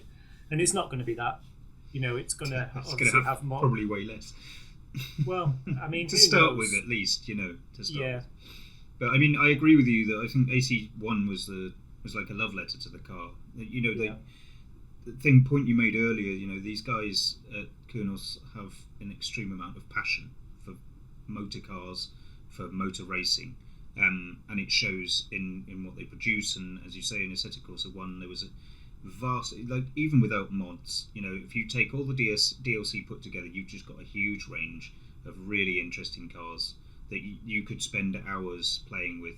And like the sim itself, there's a bunch of laser scan tracks, could maybe do with a few more, but it's lacking in certain areas like live track and things like that, and in the competition system, time of day, temperature variations, etc., which are in there, but they're just sort of much more primitive than some of the more modern sims now. If you to take that product, as you say, and turn it into, modernize it essentially, I think you've got a winner, really. Yeah, it's interesting. I really, thinking back on the early stages of R Factor 2, I have concern for AC2, because although like you're saying that you would like to see AC2 come along with being AC1 but improved in these areas, there's a lot of mods that are really high quality and that change what the actual product is. And I'm kind of worried that AC2 is going to find itself in the same place as R Factor 2, where it's competing with its previous iteration. AC2 is going to have a lot to compete with AC1. And I think I've mentioned in previous podcasts before where I think there would be crazy to not support AC1 mods out of the box in some way. I think they need to keep that modding community in their house, and not let them go anywhere else, because that's, as you said earlier too, the R Factor 2 modding was way too complicated, compared to R Factor 1, and we lost them. They went somewhere else, because it was obviously as good of a platform, and it was easier.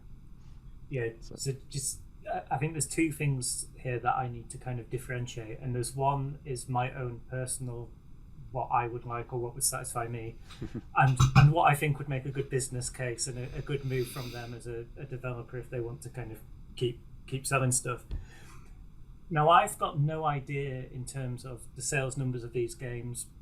The fact that they've gone to AC2 and that's happening, to me, suggests they obviously think it's viable. They wouldn't be going into it thinking it's not going to work, obviously.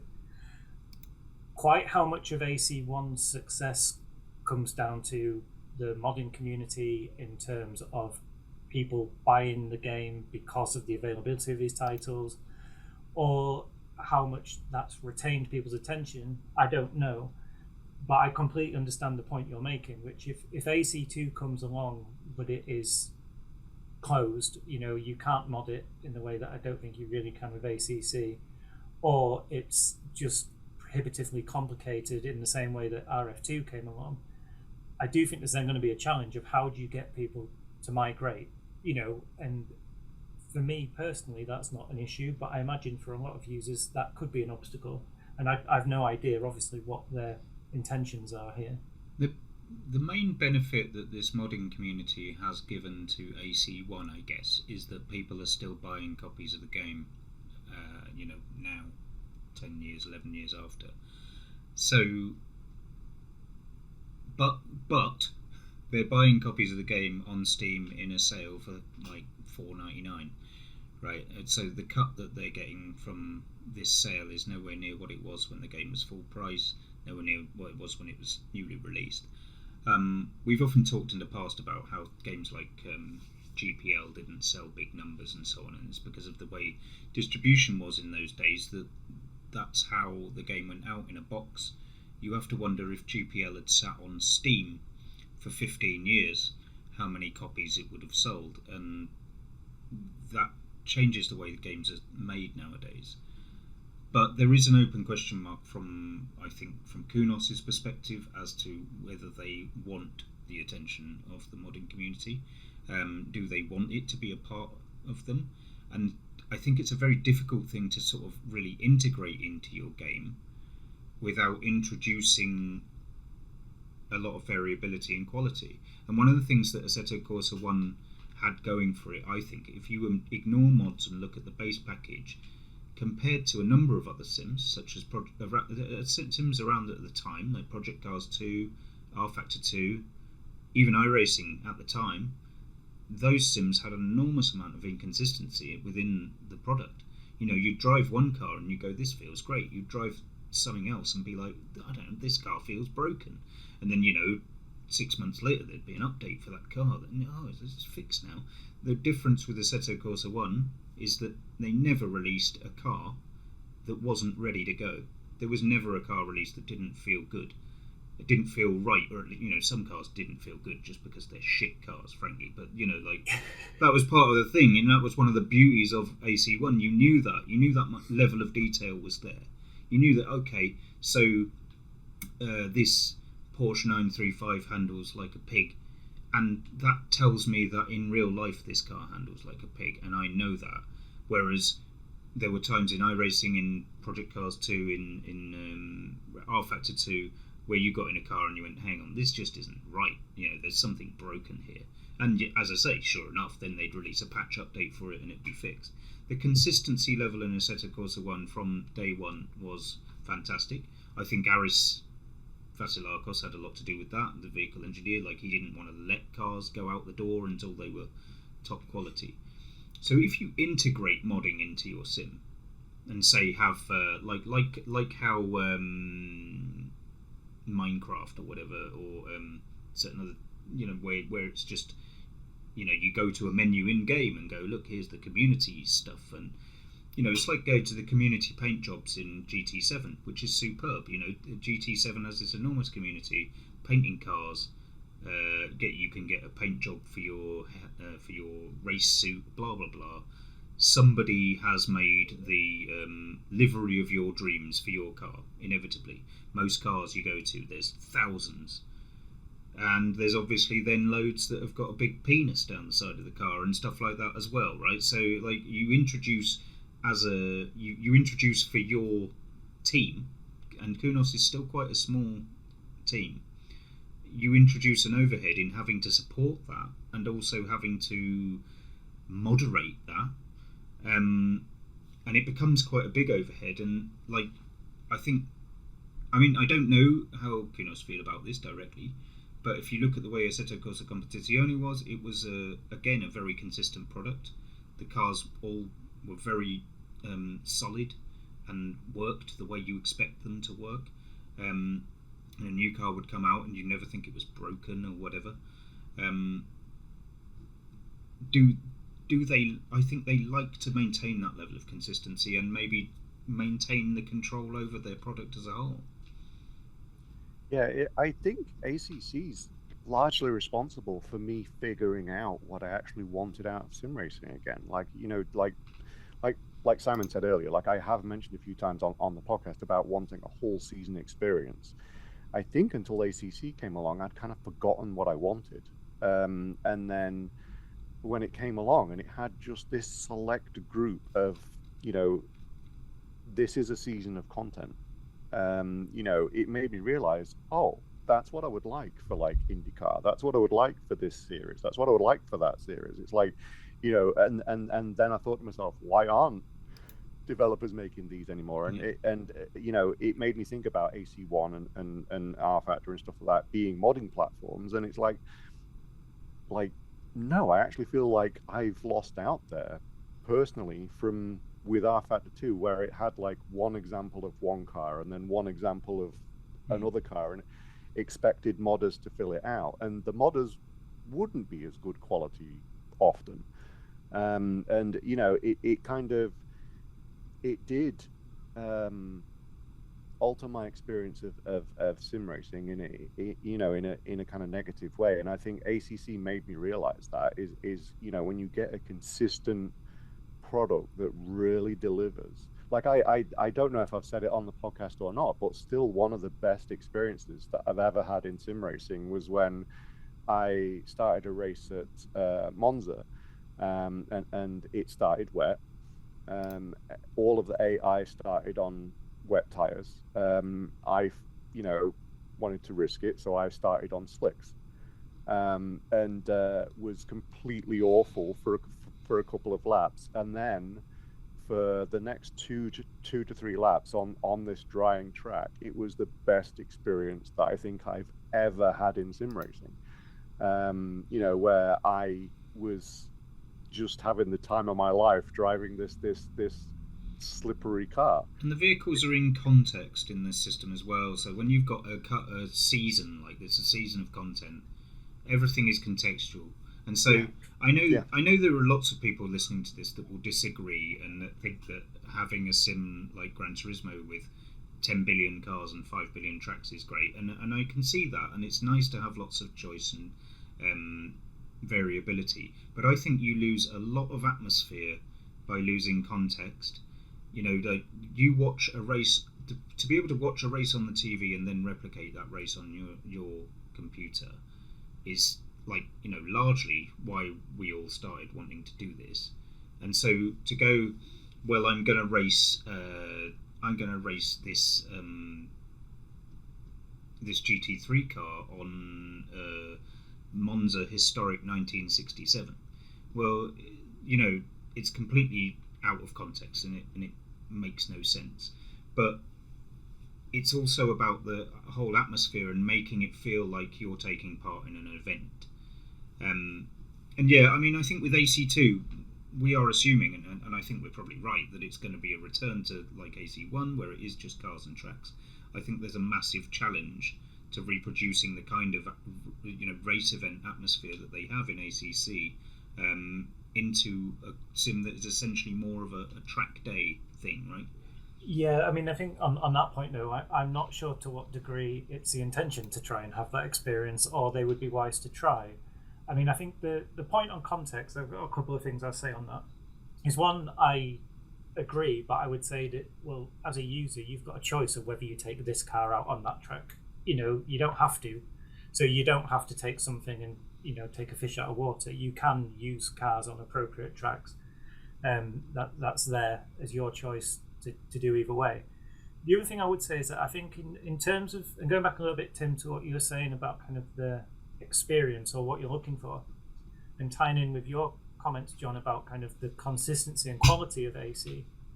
I think one thing first of all, I'll just make clear is that I've only ever downloaded one mod for Assetto Corsa, which was some kind of system thing you told me to download, John, when we spent 2 hours trying to organise an online server. So no content. The GUI replacement. Whatever it was, I can't remember. Content Manager is called. Yeah. That's it. I spent like $2 or something on it. But I never downloaded cars or tracks because I've never needed to, but also there are obviously the questions of is this any good or not. But one thing that I think Assetto Corsa has been very good at is basically providing a curated set of content. And so what I find Assetto Corsa has been very interesting for me is that, with a few exceptions which I'll come on to, you'll see a car and it's like, well, I've never driven that, or I don't know much about that, but the fact it's in there almost always suggests it's something that's worth your time. It's interesting. Now there are some exceptions. There's a few cases where there's like some big SUV thing gone in there from, I don't know, Maserati or Porsche or something. I don't know. I've never driven them. I've got no interest in driving them. Porsche they obviously come as like a marketing package. And likewise, some of these, it's like, well, you know what? I don't need that many versions of that model. It's like a different trim level or whatever it is. But by and large, and especially with the historical content, what's in there is in there as a product of passion by the developers, and it's a interesting. And like you say, John, it might handle like shit, but it handles like shit because it's meant to. And the interest and the challenge there is driving this pig of a car or wrestling it around. And I kind of am really excited at the prospect of more of that. Because I think one thing that I've never felt in AC, especially when you include the DLC, is that I've never thought, oh, it's lacking for content. I've never felt it needs more. I can quite easily open that up and drive something new I've never driven, or take something out that I know and love, but I've still got a long way to go with it. And I'm excited at the prospect of them basically adding more content. Even if there wasn't AC2, even if they would say, right, we're going to start releasing more paid content for AC1, that would have me ready with my wallet. And so, you know, I guess they've earned my trust over the years, and basically, you know, I can make no vouch for whatever they're planning or how it's going to go down or how it's going to work out from a sales perspective or anything else. But they've earned my trust that basically what they release is going to be of decent quality and at the very least going to kind of catch my interest. That's actually really interesting that, you know,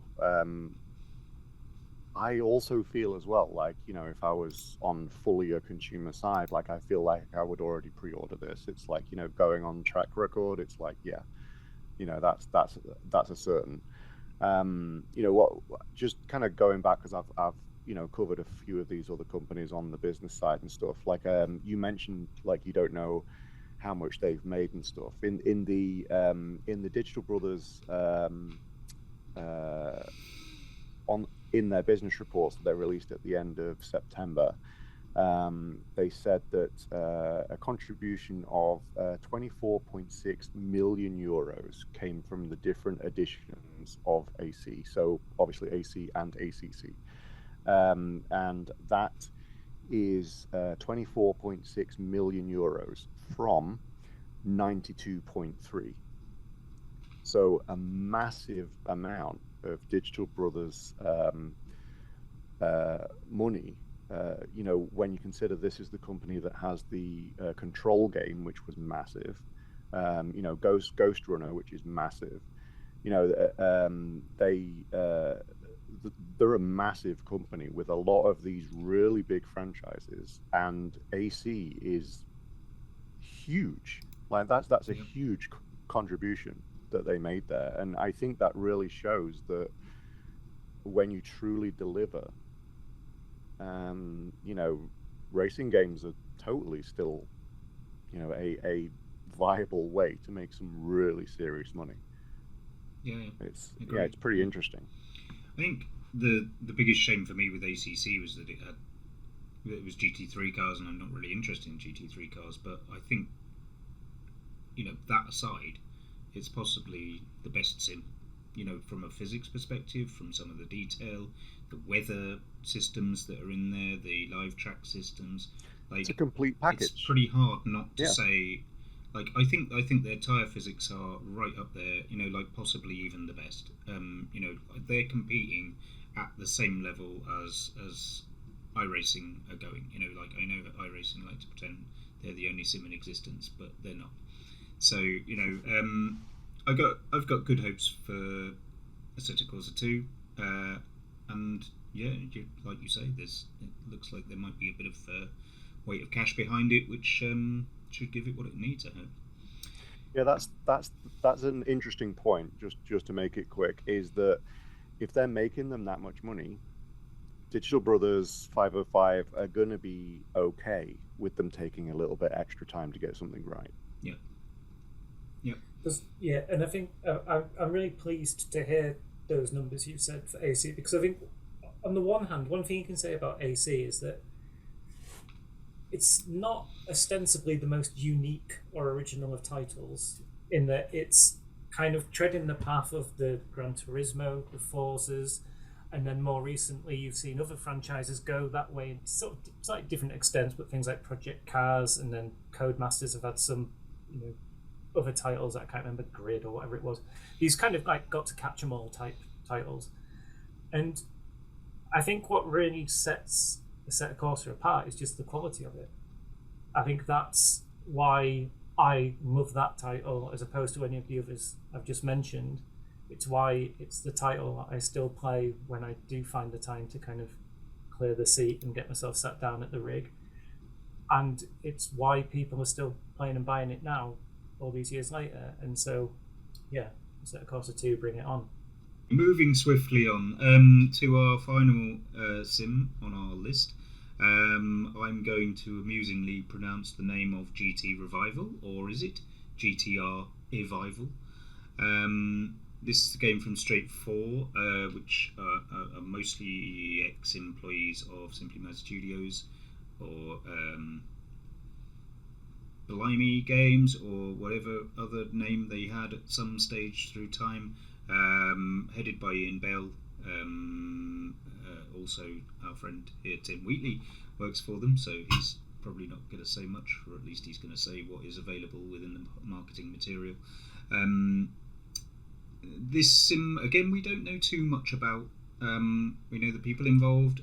We've seen some screenshots of some pretty interesting cars, particularly GT1 cars from sort of early 2000s, which are mirroring what we saw in the original GTR and GTR2.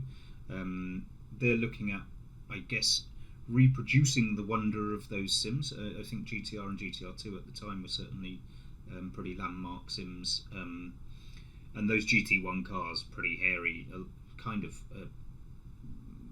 honestly probably more interesting than GT3 cars are now. You know, they don't have as much downforce and they add more power.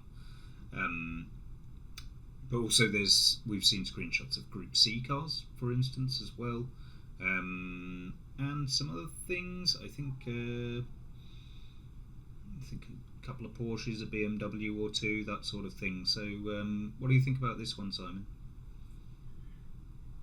Yeah, I mean, so Tim might be able to help me out, because I kind of have a point of confusion about this title. But I mean, first of all, I'd say that, and I'll try and be diplomatic here, but Ian Bell and the previous iterations of what now is Straight 4, let's be honest and say they've never been ones to be too backwards or to hide their light under a bushel. You know, so they're saying a lot of things, and I would dearly hope for them to deliver on all the things they're saying, but there's certainly some marketing speak and, let's call it, hype being put out there, you know, about what they're aiming for, what this is going to be.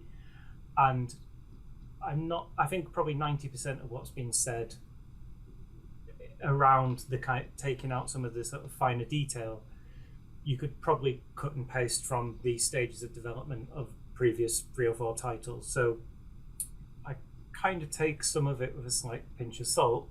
That said, I am quite excited to see what it becomes. But my point of confusion is that when this was originally announced, and engagement with audiences, and so where I kind of became aware of it first started to occur, it was very much kind of votes around what content we wanted to see, and I kind of got the impression it was aiming for a bit like we were just talking about in terms of AC, really, quite a smorgasbord of content.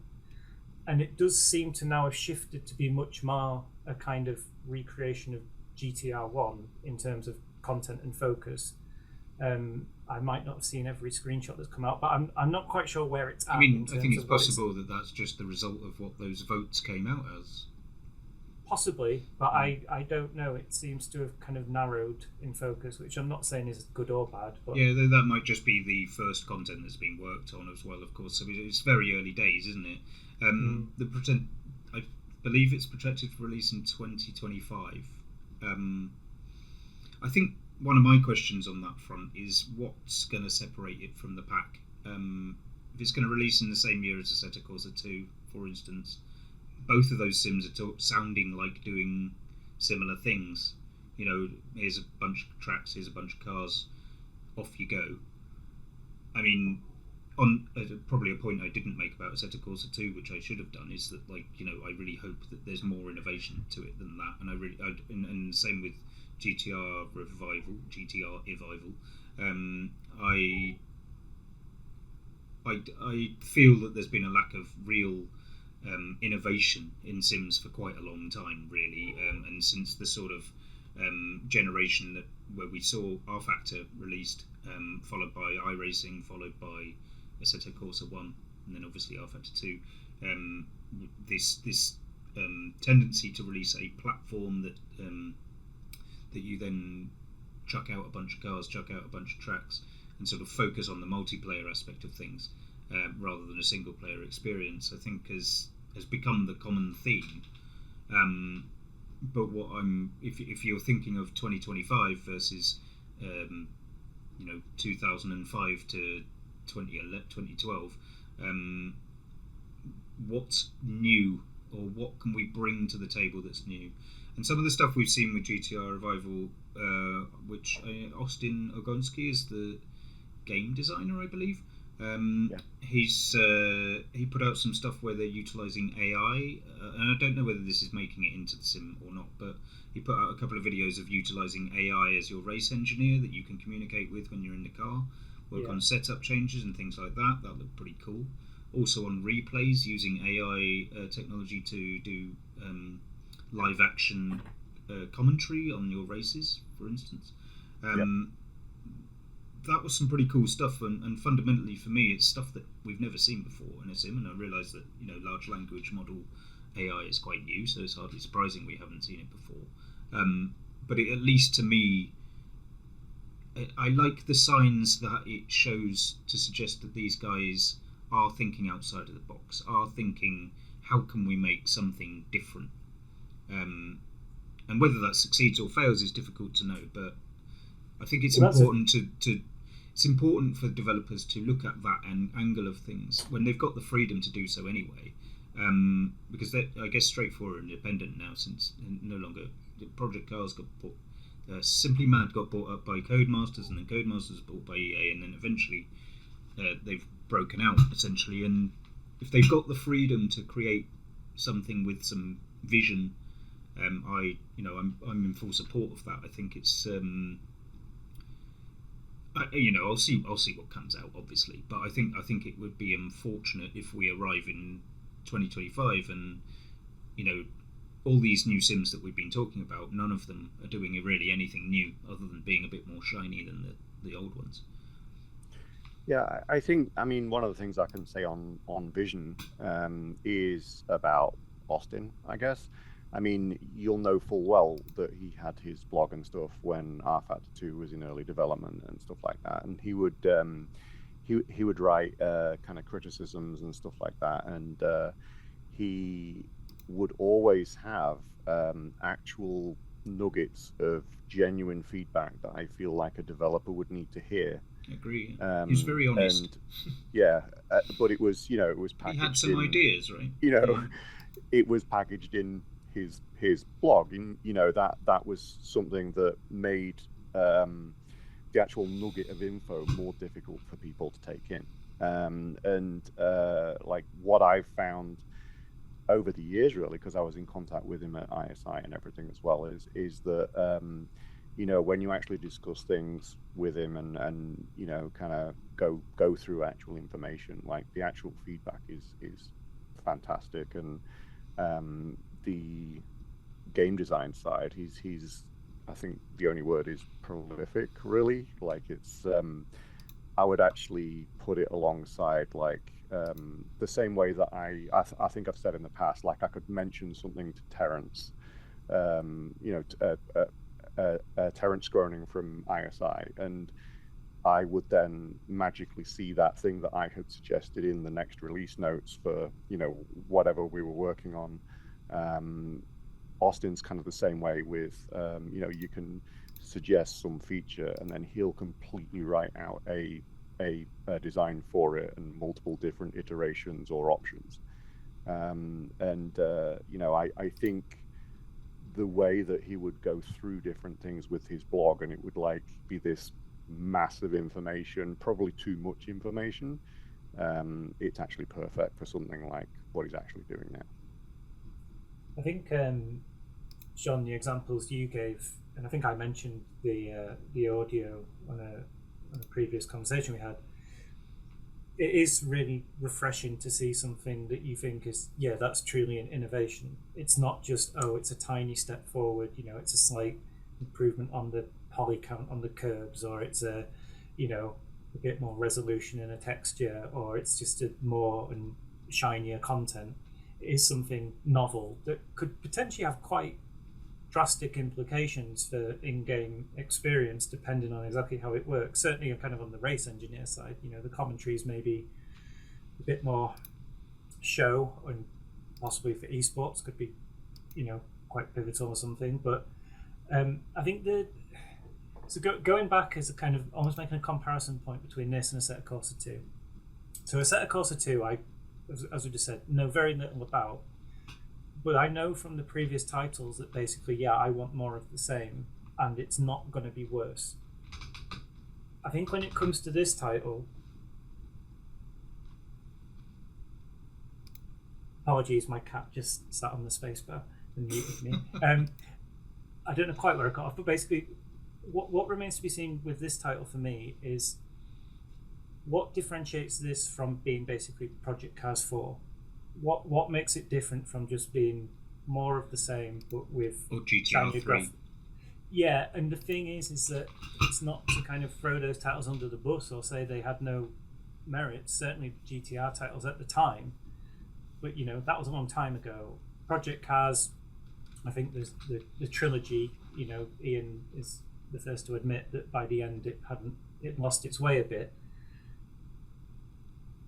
But I'm not sure what this title is going to give me, and I say that in a kind of not a cynical way. I'm kind of quite open-minded, but it's not. I'm not coming. I don't have the same attitude towards this as I do, say, a new title coming out of Kunos, just because of what those titles have given me versus what some of the offerings I've just mentioned have from the former kind of versions of what is now Straight 4.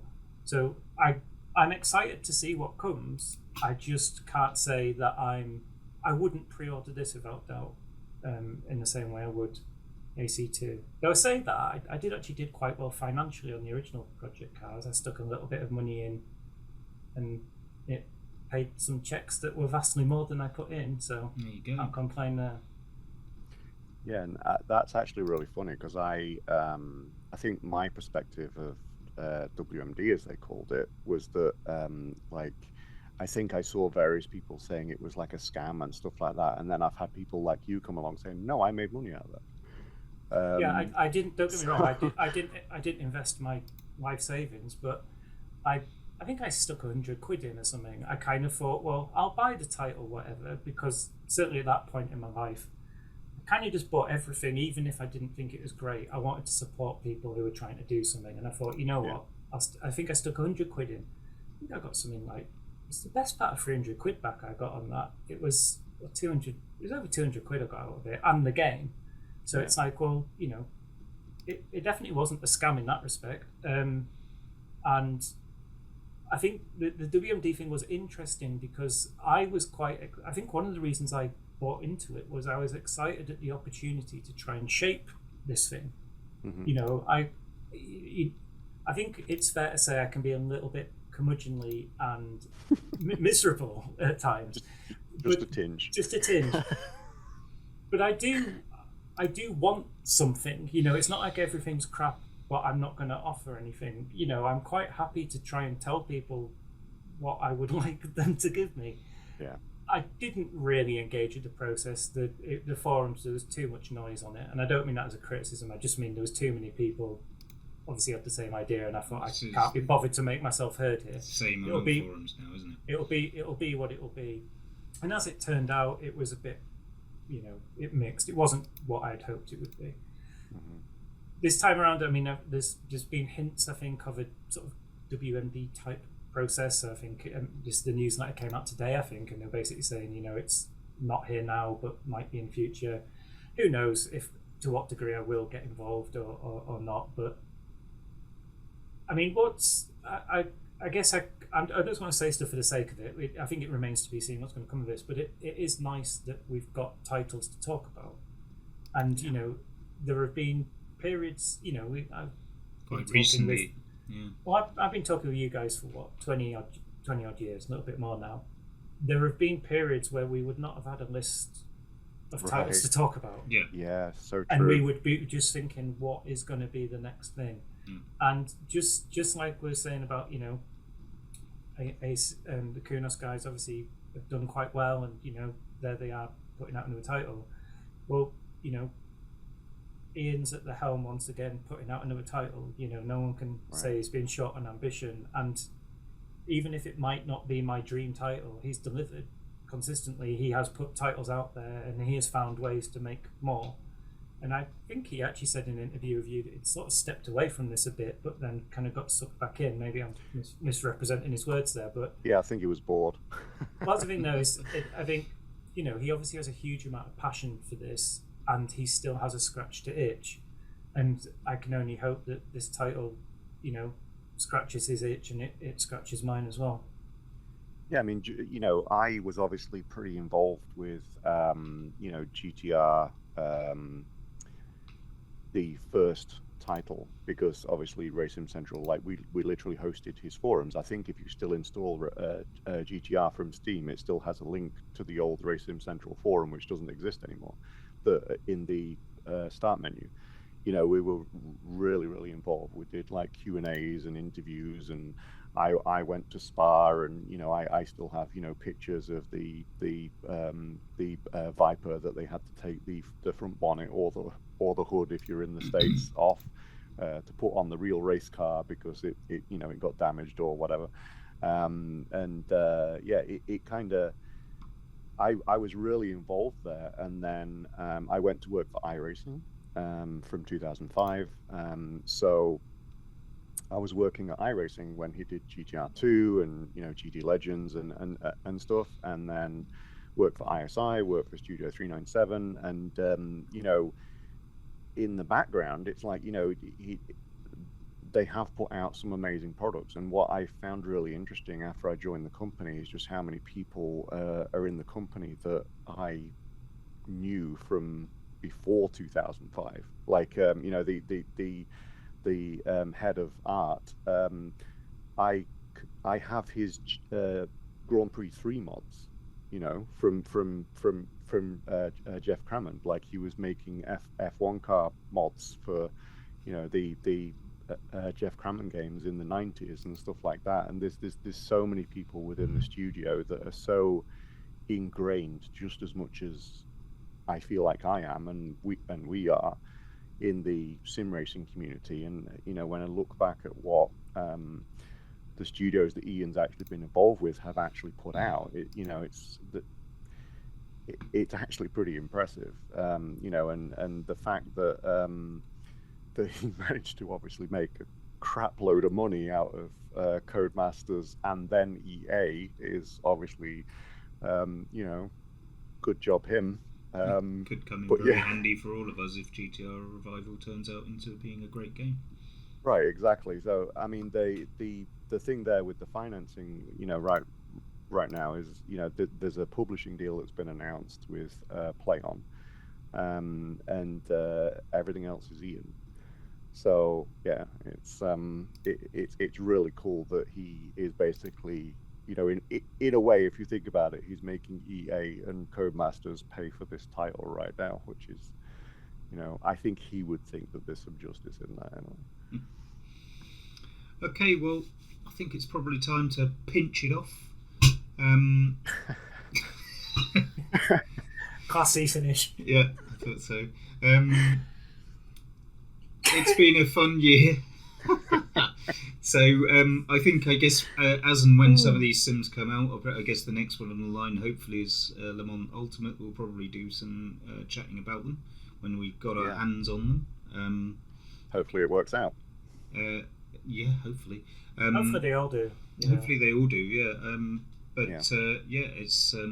Except the EA WRC, that's just shit. It's not going to work out. Yeah, I mean, I'm not... Yeah, that one can go in the bin. Okay. Right, that's been pinched off, definitely. Yeah. So, right, well, all there is to do is wish everybody a happy Christmas and a Merry New Year. So, go on then, guys. Merry Christmas, Merry Christmas, everybody. Yeah, Merry Christmas. See you in 2024.